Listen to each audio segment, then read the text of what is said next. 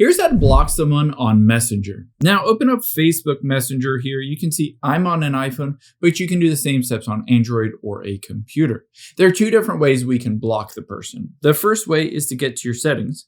So you can see menu at the bottom right on my iPhone. Keep in mind on your device, it might be a bit different and it might be at the top left or top right. From here, all we need to do is get to your settings and then privacy and safety here.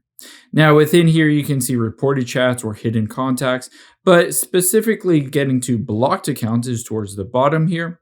And you can see everybody I've blocked currently. I can hit the add button and it will basically show up with all of my friends on Facebook or Messenger if I wanted to block them. However, let's say you're messaging with somebody or they don't show up on this list. An easier way to block them if you're just sending them messages is just to tap on chats here.